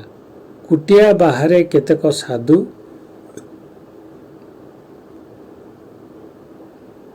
ଉତ୍ତମ ନଗରରୁ ବାହାରି ଯାଉଥିଲା। କିଛି ଦୂର ଯିବା ପରେ ତାର ଆଖିରେ ଗୋଟିଏ କୁଡ଼ିଆ ପଡ଼ିଲା। କୁଡ଼ିଆ ବାହାରେ କେତେକ ସାଧୁସନ୍ଥ ବସି ଭଗବାନଙ୍କୁ ଭଜନ ଓ କୀର୍ତ୍ତନ କରୁଥିଲେ। ସେହି ଭଜନର ମଧୁର ଧ୍ୱନି ଶୁଣି ଉତ୍ତମଙ୍କ ପାଦ ଆପେ ଆପେ ସେଠାରେ ଅଟକି ଗଲା। ଜଣେ ସାଧୁ ଉତ୍ତମଙ୍କୁ ଦେଖି ହାତରେ ଇସାରାରେ ତାଙ୍କ ନିକଟକୁ ଡାକିଲେ। ଉତ୍ତମ ସାଧୁଙ୍କ ପାଖକୁ ଯାଇ ପ୍ରଣାମ କଲେ। ସାଧୁ ତାଙ୍କୁ ଆଶୀର୍ବାଦ କରି କହିଲେ, ବତ୍ସ, କେଉଁଠାକୁ ଯାଉଛ? ଉତ୍ତମ କହିଲେ, ମହାରାଜ, ମୁଁ ରାଜାଙ୍କ ଏକ ଜରୁରୀ କାମରେ ଯାଉଛି, କିନ୍ତୁ ଆପଣମାନଙ୍କ ଭଜନ ଶୁଣି ମୋ ମନ ଏଠାରେ ଅଟକି ଗଲା। ସାଧୁ କହିଲେ, ତାହେଲେ କିଛି ସମୟ ଏଠି ବସି ଭଗବାନଙ୍କ ନାମ ଶୁଣ, ମନ ଶାନ୍ତ ହେବ। ଉତ୍ତମ ସାଧୁମାନଙ୍କ ସହିତ ବସିଗଲା। ଭଜନ କୀର୍ତ୍ତନ ଶୁଣୁ ଶୁଣୁ ତା ମନରେ ରାଜାଙ୍କ କାମର ଚିନ୍ତା ମଧ୍ୟ କିଛି ସମୟ ପାଇଁ ଦୂର ହୋଇଗଲା। ତାର ମନରେ ଅପୂର୍ବ ଶାନ୍ତି ଅନୁଭବ ହେଲା। ଏପଟେ ଉତ୍ତମ ଜାଣି ନଥିଲା ଯେ ତାର ଜୀବନରେ ଏହି ଛୋଟ ରହଣୀଟି ଏକ ବଡ଼ ପରିବର୍ତ୍ତନ ଆଣିବାକୁ ଯାଉଛି। ଏହି ସମୟରେ ଅନଙ୍ଗପାଳ ମଧ୍ୟ ରାଜାଙ୍କ ଯୋଜନା ବିଷୟରେ କିଛି ଜାଣି ନଥିଲା। ଅବସ୍ଥାରେ କଂସେଇଙ୍କ ପାଖକୁ ଏହି ସମୟରେ ଅନଙ୍ଗପାଳ ମଧ୍ୟ ରାଜାଙ୍କ ଯୋଜନା ବିଷୟରେ କିଛି ଜାଣିନଥିଲା। ଜାଣିନଥିବା ଅବସ୍ଥାରେ କଂସେଇଙ୍କ ପାଖରେ ପହଞ୍ଚିଗଲା। ଅନଙ୍ଗପାଳ ଭାବୁଥିଲା ଯେ ହୁଏତ ରାଜା ତାଙ୍କୁ କୌଣସି ଜିନିଷ ଆଣିବା ପାଇଁ ପଠାଉଛନ୍ତି। କଂସେଇ ତାକୁ ଦେଖି କହିଲା, ଆସ ଭାଇ, ତୁମେ ହିଁ ରାଜାଙ୍କ ପାଖକୁ ଆସିଛ କି? ଅନଙ୍ଗପାଳ କହିଲା, ହଁ, ମୋତେ ରାଜାଙ୍କ ପାଖକୁ ପଠାଯାଇଛି। କଂସେଇ କହିଲା, ଠିକ୍ ଅଛି, ଭିତରକୁ ଆସ। ରାଜା ଯେଉଁ ଜିନିଷ ମଗାଇଛନ୍ତି ତାହା ସେହି ଆଲମାରିରେ ରଖାଯାଇଛି, ତୁମେ ନିଜେ ନେଇଯାଅ। ଅନଙ୍ଗପାଳ କଂସେଇଙ୍କ କଥାରେ ବିଶ୍ୱାସ କରି ଭିତରକୁ ଗଲା। ତା ମନରେ ରାଜାଙ୍କ ଯୋଜନା ବିଷୟରେ ରତିଏ ମଧ୍ୟ ସନ୍ଦେହ ନଥିଲା। କିନ୍ତୁ ରାଜାଙ୍କ ଆଦେଶ ଅନୁସାରେ କଂସେଇ ତାକୁ ହିଁ ଉତ୍ତମ ଭାବି ନେଇଥିଲେ। ଫଳରେ ଅନଙ୍ଗପାଳ ଆଉ ସେଠାରେ ଫେରିପାରିଲା ନାହିଁ। କଂସେଇ ତାକୁ ହତ୍ୟା କରି ତା ମୁଣ୍ଡକୁ ଗୋଟିଏ ପୋଟଳିରେ ବାନ୍ଧି ରଖିଦେଲେ। ଏପଟେ ଉତ୍ତମ ସାଧୁ ସନ୍ଥମାନଙ୍କ ସହିତ ବସି ଭଜନ କୀର୍ତ୍ତନ ଏତେ ମନ ଲଗାଇ ଦେଲା ଯେ ସମୟ କେତେ ବିତିଗଲା ତାର ମଧ୍ୟ ଧ୍ୟାନ ରହିଲା ନାହିଁ। ଶେଷରେ ସାଧୁମାନେ ଭଜନ କୀର୍ତ୍ତନ ସାରି ସେଠାରୁ ଚାଲିଗଲେ। ଉତ୍ତମ ମଧ୍ୟ ସେଠାରୁ ଉଠି ଚାଲିବାକୁ ଲାଗିଲା। ହଠାତ୍ ତାର ମନେ ପଡ଼ିଗଲା, ଆରେ ମୁଁ ତ ରାଜାଙ୍କ ଜରୁରୀ କାମରେ କଂସେଇ ପାଖକୁ ଯାଇଥିଲି। ସେ ତୁରନ୍ତ କଂସେଇଙ୍କ ଘର ଆଡ଼କୁ ଦୌଡ଼ିଲେ। କିଛି ସମୟ ପରେ ସେ କଂସେଇଙ୍କ ପାଖରେ ପହଞ୍ଚି କହିଲା, ମୁଁ ମହାରାଜାଙ୍କ ପାଖକୁ ଆସିଛି। ସେ ମୋତେ ଗୋଟିଏ ଜିନିଷ ନେଇଯିବାକୁ ପଠାଇଛନ୍ତି। କଂସେଇ ଉତ୍ତମକୁ ଦେଖି କହିଲା, ହଁ, ମୁଁ ବୁଝିଗଲି, ତୁମେ ହିଁ ସେହି ଲୋକ ଯାହାକୁ ରାଜା ପଠାଇଛନ୍ତି। ଏହା କହି କଂସେଇ ସେହି ପୋଟଳିଟି ଉତ୍ତମଙ୍କ ହାତରେ ଦେଇ କହିଲା, ଏହାକୁ ରାସ୍ତାରେ ଖୋଲିବ ନାହିଁ। ଏହା ରାଜାଙ୍କ ଗୁପ୍ତ କାମ।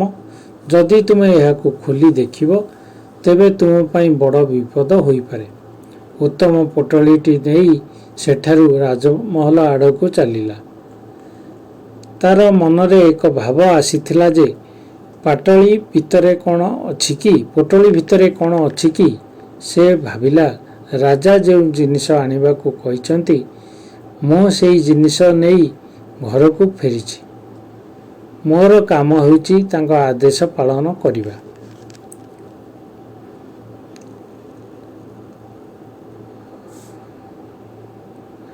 ଉତ୍ତମ ପୋଟଳି ନେଇ ରାଜମହଲରେ ପହଞ୍ଚିଲା। ସେହି ସମୟରେ ରାଜା ଚକ୍ରଦତ୍ତ ଏବଂ ରାଜକୁମାରୀ ଚନ୍ଦ୍ରପ୍ରଭା ଏକ କୋଠରୀରେ ଥିଲେ। ରାଜା କହୁଥିଲେ, ଝିଅ, ଆଜି ଉତ୍ତମର କାମ ଶେଷ ହୋଇଯାଇଥିବ, କିନ୍ତୁ ସମୟ ପରେ ଅନଙ୍ଗପାଳ ଉତ୍ତମ ମୁଣ୍ଡକୁ ନେଇ ଆସିଥିଲେ। ଏତିକି ବେଳେ ଉତ୍ତମ ପୋଟଳି ଧରି ସେଇ କୋଠରୀ ଭିତରେ ପ୍ରବେଶ କଲା। ଉତ୍ତମକୁ ଜୀବିତ ଦେଖି ରାଜା ଓ ରାଜକୁମାରୀ ଦୁହେଁ ଚିକିତ ହୋଇଗଲେ। ରାଜା ଆଶ୍ଚର୍ଯ୍ୟ ହୋଇ ପଚାରିଲେ, ଉତ୍ତମ, ତୁମେ ଏଠାରେ କିପରି? ତୁମେ ତ କଂସେଇ ପାଖକୁ ଯାଉଥିଲ। ଉତ୍ତମ ଆଶ୍ଚର୍ଯ୍ୟ ହୋଇ କହିଲା, ମହାରାଜ, ଆପଣ ହିଁ ତ ମୋତେ କଂସେଇ ପାଖକୁ ପଠାଇଥିଲେ। ସେ ମୋତେ ଏଇ ପୋଟଳି ଦେଇଛି। ମୁଁ ସିଧା ଆପଣଙ୍କ ପାଖକୁ ଆସିଛି। ରାସ୍ତାରେ କେଉଁଠି ମଧ୍ୟ ଅଟକି ନାହିଁ। ଏହା ହିଁ ଉତ୍ତମ କହିଲା। ମହାରାଜ, ଆପଣ କହିଥିଲେ ଜିନିଷଟି ଆଣିବାକୁ, ତେଣୁ ଏବେ ମୁଁ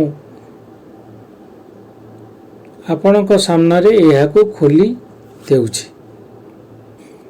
ରାଜକୁମାରୀ ଅନଙ୍ଗପାଳଙ୍କ ଏହି ଅବସ୍ଥା ଦେଖି ଭାଙ୍ଗି ପଡ଼ିଲେ। ସେ କାନ୍ଦି କାନ୍ଦି କହିବାକୁ ଲାଗିଲେ, ହେ ପ୍ରିୟ, ମୁଁ ଜାଣିନଥିଲି ଯେ ମୋ ଚକ୍ରାନ୍ତ ତୁମ ପାଇଁ ଉପରେ ହିଁ ଫେରିଆସିବ। ଉତ୍ତମକୁ ଶେଷ କରିବା ପାଇଁ ତୁମେ କହିବାରୁ ମୁଁ ତାର ଉପରେ ଅଭିଯୋଗ ଲଗାଇଥିଲି। କିନ୍ତୁ ଉତ୍ତମ ଆଜି ମଧ୍ୟ ସେ ଜୀବିତ ଅଛି। ରାଜା ଚନ୍ଦ୍ରପ୍ରଭାଙ୍କ ମୁଖରୁ ଏହି କଥା ଶୁଣି ସ୍ତବ୍ଧ ହୋଇଗଲେ। ଏବେ ତାଙ୍କୁ ସମସ୍ତ ସତ୍ୟ ବୁଝା ପଡ଼ିଲା। ଉତ୍ତମ ନିର୍ଦ୍ଦୋଷ ଥିଲେ ଏବଂ ତାଙ୍କ ଝିଅ ଏବଂ ଅନଙ୍ଗପାଳ ମିଶି ଉତ୍ତମକୁ ଫସାଇବାକୁ ଚେଷ୍ଟା କରିଥିଲେ। ରାଜା କ୍ରୋଧରେ ନିଜ ଝିଅକୁ ପଚାରିଲେ, ସତ୍ୟ କୁହ, ଉତ୍ତମ ଉପରେ ଅଭିଯୋଗ ଲଗାଇବା ତୁମର ଚକ୍ରାନ୍ତ ଥିଲା କି? ତୁମେ ତାକୁ ଦୋଷୀ କରିବାକୁ ଚାହୁଁଥିଲ କି? ରାଜକୁମାରୀ ଭୟଭୀତ ହୋଇପଡ଼ିଲେ। ରାଜାଙ୍କ ସାମ୍ନାରେ ଆଉ କିଛି କହିବାକୁ ସାହସ ତାଙ୍କର ରହିଲା ନାହିଁ। ଶେଷରେ ସେ ସବୁକିଛି ସତ୍ୟ ନିଜ ପିତାଙ୍କୁ କହିଦେଲେ। ରାଜକୁମାରୀଙ୍କ ମୁହଁରୁ ସମ୍ପୂର୍ଣ୍ଣ ସତ୍ୟ ଶୁଣି ରାଜା ନିଜ ମୁଣ୍ଡ ଧରି ବସି ପଡ଼ିଲେ। ସେ ଭାବିଲେ, ହେ ଭଗବାନ, ମୁଁ କ'ଣ କରିବାକୁ ଯାଉଥିଲି? ମୋର ନିଜ ଝିଅର ମିଛ କଥାକୁ ବିଶ୍ୱାସ କରି ମୁଁ ଜଣେ ନିର୍ଦ୍ଦୋଷ ମଣିଷକୁ ଦଣ୍ଡ ଦେବାକୁ ଯାଉଥିଲି। ଯଦି ଉତ୍ତମ ସେହି ସମୟରେ ଜୀବିତ ଫେରି ନଥାନ୍ତା, ତେବେ ମୁଁ ଏକ ବଡ଼ ଅନ୍ୟାୟ କରିଦେଇଥାନ୍ତି। ରାଜା ଉତ୍ତମଙ୍କ ଆଡ଼କୁ ଚାହିଁ କହିଲେ, ଉତ୍ତମ, ମୋତେ କ୍ଷମା କର। ମୁଁ ତୁମ ଉପରେ ସନ୍ଦେହ କରିଥିଲି, କିନ୍ତୁ ଆଜି ତୁମେ ସତ୍ୟତା ମୋ ସାମ୍ନାରେ ପ୍ରମାଣିତ ହୋଇଗଲା।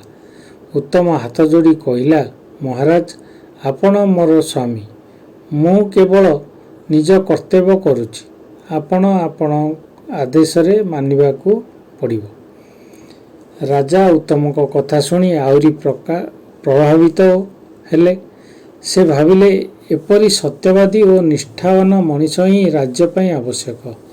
ଏହି ଘଟଣା ପରେ ଉତ୍ତମ ଜୀବନର ଆଉ ଏକ ନୂଆ ଅଧ୍ୟାୟ ଆରମ୍ଭ ହେଲା। ରାଜା ତାଙ୍କର ସତ୍ୟନିଷ୍ଠା, ବୁଦ୍ଧି ଓ କର୍ତ୍ତବ୍ୟପରାୟଣରେ ଏତେ ପ୍ରଭାବିତ ହେଲେ ଯେ ତାଙ୍କୁ ଏବେ ବଡ଼ ଦାୟିତ୍ୱ ଦେବାକୁ ମନସ୍ଥ କଲେ। ଏହିପରି ଭାବରେ ଉତ୍ତମଙ୍କ ଜୀବନରେ ଭାଗ୍ୟଚକ୍ର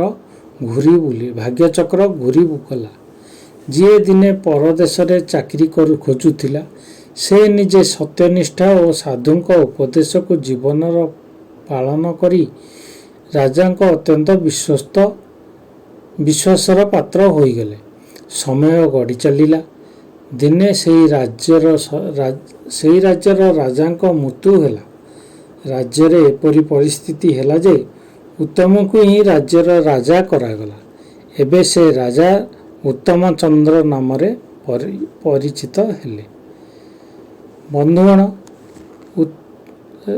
ଉତ୍ତମ ରାଜା ହୋଇଗଲେ, କିନ୍ତୁ ତାଙ୍କ ମନରେ ଗୋଟିଏ କଥା ସବୁବେଳେ ଘୂରି ବୁଲୁଥିଲା।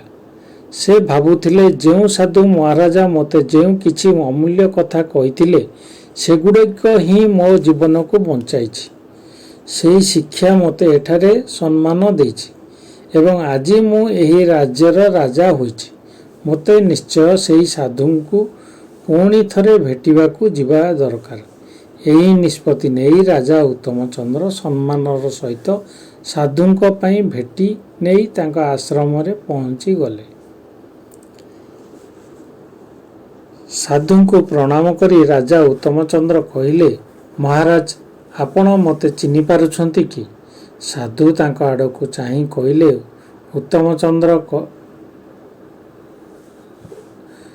ଉତ୍ତମଚନ୍ଦ୍ର କହିଲେ, ମହାରାଜ, ମୁଁ ସେହି ବ୍ୟକ୍ତି ଯିଏ କିଛି ସମୟ ପୂର୍ବରୁ ଆପଣଙ୍କ ସହିତ ରାସ୍ତାରେ ଭେଟିଥିଲା। ଆପଣ ମୋତେ ଜୀବନର କିଛି ଅମୂଲ୍ୟ ଶିକ୍ଷା ଦେଇଥିଲେ। ଆଜି ଆପଣ ସେହି କଥାଗୁଡ଼ିକୁ ମୋତେ ଏଠାକୁ ଆଣିଛି। ଆଜି ମୁଁ ଏହି ରାଜ୍ୟର ରାଜା। ରାଜା ଉତ୍ତମଚନ୍ଦ୍ର ସାଧୁଙ୍କୁ କହିଲେ, ମହାରାଜ, ଆପଣ ଯେଉଁ ଉପଦେଶ ଦେଇଥିଲେ ସେଗୁଡ଼ିକ ମୋ ଜୀବନରେ କିପରି କାମ କଲା ତାହା ମୁଁ ଆପଣଙ୍କୁ କହିବାକୁ ଚାହୁଁଛି। ସାଧୁ ଶାନ୍ତ ଭାବରେ କହିଲେ, ପୁତ୍ର, ଜ୍ଞାନର ମୂଲ୍ୟ ସେତେବେଳେ ଜଣାପଡ଼େ ଯେତେବେଳେ ତାହା ଜୀବନରେ ପ୍ରୟୋଗ ହୁଏ। ଉତ୍ତମଚନ୍ଦ୍ର କହିଲେ, ମହାରାଜ, ଆପଣଙ୍କ ଗୋଟିଏ ଶିକ୍ଷା ମୋତେ ପରଦେଶରେ ଖାଲି ବସିବାକୁ ବାରଣ କରିଥିଲା। ଆପଣ କହିଥିଲେ ପରଦେଶରେ ଭଲ କାମ ନ ମିଳିଲେ ଖାଲି ବସି ରହିବା ଉଚିତ ନୁହେଁ। ଯେଉଁ ଛୋଟ କାମ ମିଳେ ତାହା କରିବା ମଧ୍ୟ ଉଚିତ। ସେହି ଶିକ୍ଷା ଅନୁସାରେ ମୁଁ ଅନଙ୍ଗପାଳଙ୍କ ସ୍ଥାନରେ କାମ କରିଥିଲି। ସେହି କାମ ହିଁ ମୋର ଜୀବନକୁ ବଦଳାଇ ଦେଲା। ତାପରେ ଉତ୍ତମଚନ୍ଦ୍ର କହିଲେ, ଆପଣଙ୍କୁ ଆଉ ଏକ ଶିକ୍ଷା ମୋତେ ବୁଝାଇଥିଲେ ଯେ କାହାର ଗୁପ୍ତଭେଦ ଜାଣିଲେ ତାକୁ ତୃତୀୟ ବ୍ୟକ୍ତିଙ୍କୁ କହିବା ଉଚିତ ନୁହେଁ। ସେହି ଶିକ୍ଷା ମୁଁ ମନେ ରଖିଥିଲି। ଯେତେବେଳେ ମୁଁ ରାଜକୁମାରୀ ଓ ଅନଙ୍ଗପାଳଙ୍କ ସମ୍ପର୍କରେ ଗୁପ୍ତ କଥା ଜାଣିଥିଲି ସେତେବେଳେ ମୁଁ ତୁରନ୍ତ ରାଜାଙ୍କୁ କହିନଥିଲି। ଯଦି ମୁଁ ସେହି ସମୟରେ କହିଦେଇଥାନ୍ତି ହୁଏତ ମୋ ଉପରେ ଅଭିଯୋଗ ଆସିନଥାନ୍ତା। ଆପଣଙ୍କ ଶିକ୍ଷା ମୋତେ ସେହି ବିପଦରୁ ବଞ୍ଚାଇଥିଲା। ଉତ୍ତମଚନ୍ଦ୍ର ଆହୁରି କହିଲେ, ମହାରାଜ, ଆପଣଙ୍କ ଶିକ୍ଷା କେବଳ ମୋର ଜୀବନ ବଞ୍ଚାଇବା ନାହିଁ, ବରଂ ମୋତେ ରାଜସିଂହାସନ ପର୍ଯ୍ୟନ୍ତ ଆଣିଛି। ସାଧୁ କହିଲେ, ପୁତ୍ର, ମନେ ରଖ, ଜ୍ଞାନ କେବେ ବ୍ୟର୍ଥ ଯାଏ ନାହିଁ, କିନ୍ତୁ ଜ୍ଞାନକୁ ଜୀବନରେ ପାଳନ କରିବା ଦରକାର। ତାପରେ ସାଧୁ ତାଙ୍କୁ ବୁଝାଇଲେ ଯେ ଜ୍ଞାନ ପାଇବା ପାଇଁ ଯେଉଁ ମୂଲ୍ୟ ଦିଆଯାଏ ତାହାର ଅର୍ଥ କେବଳ ଧନ ନୁହେଁ। ଯେଉଁ ଜ୍ଞାନ ପାଇବା ପଛରେ ପରିଶ୍ରମ, ତ୍ୟାଗ, ମୂଲ୍ୟ ଲାଗିଥାଏ, ମଣିଷ ସେହି ଜ୍ଞାନକୁ ଅଧିକ ଗମ୍ଭୀରତାର ସହିତ ଗ୍ରହଣ କରେ। ସାଧୁ କହିଲେ, ପୁତ୍ର, ମୁଁ ତୁମଠାରୁ ନେଇଥିବା ସେହି 4ଟି ସ୍ୱର୍ଣ୍ଣ ମୁଦ୍ରା ଆଜି ମଧ୍ୟ ସାଇତି ରଖିଛି। ମୋତେ ତାହା ପ୍ରତି କୌଣସି ଲୋଭ ନାହିଁ। ତୁମେ ଚାହିଁଲେ ମଧ୍ୟ ଏହି ମୁଦ୍ରାଗୁଡ଼ିକୁ ନେଇପାର। ଏଗୁଡ଼ିକ ମୋର କୌଣସି କାମରେ ନାହିଁ। ତୁମେ ଚାହିଁଲେ ଏହାକୁ ଗରିବ ଲୋକଙ୍କ ମଧ୍ୟରେ ବାଣ୍ଟିଦେବ। ଉତ୍ତମଚନ୍ଦ୍ର ସାଧୁଙ୍କ କଥା ଶୁଣି ତାଙ୍କ ଚରଣରେ ପ୍ରଣାମ କଲେ। ସେ ବୁଝିଗଲେ ଯେ ତାଙ୍କ ଜୀବନର ସବୁଠାରୁ ବଡ଼ ସମ୍ପତ୍ତି ସୁନା ମୁଦ୍ରା ନୁହେଁ, ବରଂ ସାଧୁଙ୍କ ଦିଆ ଜ୍ଞାନ। ସାଧୁଙ୍କୁ ପ୍ରଣାମ କରି ରାଜ୍ୟରେ ଉତ୍ତମଚନ୍ଦ୍ର